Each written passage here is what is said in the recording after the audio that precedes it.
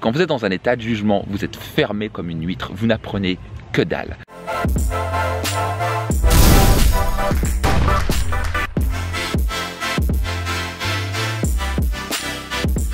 Bonjour et bienvenue dans un nouveau Daily Max. Je vous parle ici de Tahiti, dernière soirée avant de partir. Nous allons parler de jugement aujourd'hui dans ce Daily Max. Ça vous arrive 1. De juger les autres, 2. D'être jugé. Donc je donne un exemple concret. J'étais sur LinkedIn, c'était hier je crois. Il y a un monsieur qui est incroyablement agressif, qui ne me connaît pas, qui n'a jamais vu un de mes séminaires, qui n'a jamais vu un programme et qui me parle d'humilité et de... Ah, c'est très intéressant. Humilité, que voilà, et parce que j'avais envoyé un article de Forbes, un des journalistes de Forbes m'avait interviewé et je lui avais envoyé cela, bref, c'était des milliers de personnes et il a répondu voilà l'égoïsme et l'égocentrisme, etc. C'est très intéressant. Alors que je pense que les gens qui me connaissent comme quelqu'un d'humble, c'est pour ça que j'ai pas confiance en moi. Il y a une grande différence. Les gens qui croient qu'ils ont confiance en eux sont souvent pris pour des gens qui sont vus avec un manque d'humilité. Pour moi, l'humilité est quelque chose d'essentiel. J'aurais jamais pu passer de là où j'étais, partir de zéro et devenir millionnaire avant l'âge de 30 ans et avoir le bonheur, les accomplissements que j'ai pu avoir dans ma vie si j'avais pas un minimum d'humilité. Et je sais à quel point l'humilité est la mère de toutes les vertus. Je veux dire, sans humilité, on ne peut pas croître. Donc la base du coaching, la base de la croissance personnelle, vous savez quoi? C'est l'humilité. C'est être capable de se remettre en question. Je suis premier à être capable de me remettre en question. Il suffit de voir mon équipe. C'est les premiers à pouvoir me parler. Non, ça n'empêche pas que je ne peux pas avoir confiance en moi. Et c'est très intéressant que la personne ne me connaît pas. Il n'a jamais discuté avec moi. Il a juste vu un article. Et c'est très intéressant. Il y a des gens qui répondent à l'article en disant mais c'est fantastique, merci pour cet article dans Forbes. Très intéressant ce que vous faites. Je vais aller voir ce que vous faites. Ça m'intéresse. Et puis il y a d'autres personnes. Donc c'est le même événement. Ils reçoivent un article. Et c'est très intéressant de voir les différentes réactions. Certains incendient, certains attaquent, certains disent pourquoi vous envoyez ça? Donc ce qui arrive dans notre vie a très peu d'importance. C'est comment on réagit. Mais ce qui est intéressant, c'est comment on réagit déclenche en quelque sorte notre maison émotionnelle. Donc si par exemple quelqu'un a tendance à être énervé, le moindre chose d'un événement extérieur va déclencher encore plus sa colère. Par exemple, il suffit de voir un attentat. Par exemple, un attentat qui s'est passé dernièrement à Strasbourg, quelque chose de pas beau, c'est ma ville natale, donc ça me touche particulièrement.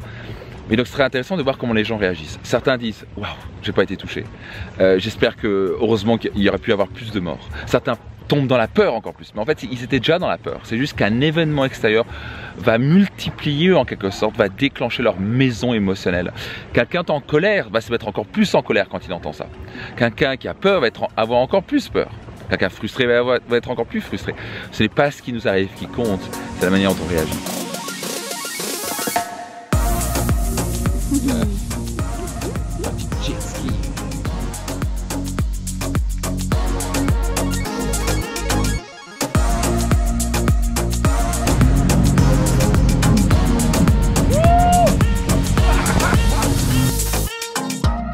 Et donc, comment on réagit quand on est jugé comme ça? Je vois ça et c'est très intéressant. Je lui ai dit, écoutez, merci pour votre réponse. C'est très intéressant. Maintenant, apparemment, on ne se connaît pas. Et c'est très intéressant quand vous pouvez juger les choses sur juste un article. Qu'est-ce qui fait qu'il réagit comme ça? Donc, je l'ai gentiment invité à regarder dans le miroir. Parce que j'ai juste déclenché, cet article a juste déclenché sa maison émotionnelle. Et il y a de fortes chances au passage, ce qu'on critique, c'est notre miroir. Ce qui nous agace chez les autres, c'est une base en psychologie. C'est le problème est chez nous. Et qu'est-ce qu'on est limité avec notre esprit pour s'inventer des histoires dont on ne sait pas de quoi on parle. Il y a beaucoup de gens qui disent les Américains sont tous gros. Non, tous les Américains, on parle de 350 ou 450 millions d'Américains. Vous avez parlé avec 450 millions d'Américains et ils sont tous gros. Mais on se permet de faire des jugements basés sur nos perceptions. Donc, comment on réagit quand quelqu'un vous juge?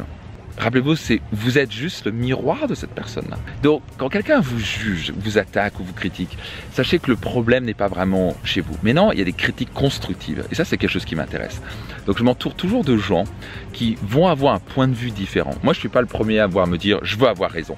Ça, j'avais ça pendant des années. C'est le truc le plus stupide pour croître. Si vous voulez vraiment croître et avoir un niveau de réussite important dans la vie, vous êtes capable d'accepter, d'avoir suffisamment d'humilité et de vous entourer de gens qui vont avoir des points de vue différents des autres, mais qui vont venir avec de la critique constructive, qui vont dire en disant écoute, ah Max, tu sais c'est intéressant, mais moi je verrais ça comme ça. Et donc ils viennent avec un point de vue différent. Et d'un coup on partage ces points de vue. Et c'est justement en ayant des points de vue parfois opposés qu'on vient avec une meilleure solution qu'on n'aurait pas réussi à faire seul. Donc maintenant, si vous êtes cette personne qui jugez tout le temps les autres, je voudrais juste vous rappeler une chose. Désolé de vous le dire direct, mais il faut bien que quelqu'un vous le dise. Quand vous jugez constamment les autres, le problème est chez vous. Pendant des années où je critiquais les riches, je me disais, ah t'as vu, il a de la chance, il a de l'argent, etc. Ça n'allait rien à changer à sa situation financière, le fait qu'il allait sa Ferrari, qu'il avait sa villa. Et le jour où j'ai transformé le jugement et la critique en inspiration, j'ai transformé ma vie. Quand vous êtes dans un état de jugement, vous êtes fermé comme une huître, vous n'apprenez que dalle. Vous apprenez que dalle.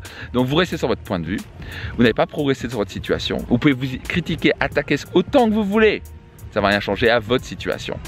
Donc si vous voulez améliorer votre situation, le meilleur moyen c'est de faire un travail personnel, de dire quelle est la qualité que je dois développer chez moi. Voilà pour aujourd'hui. J'espère que ça vous a plu. Au grand plaisir de vous partager d'autres clés. C'est tous les jours du lundi au vendredi le Daily Max. Abonnez-vous si ce n'est pas encore le cas et surtout encouragez vos amis à nous suivre sur le Daily Max. Et puis vous savez quoi, j'attends ma très chère et douce Marine et puis nous allons partir dans un délicieux dîner. Tout le meilleur à vous et puis je vous souhaite tout le meilleur. Bye bye.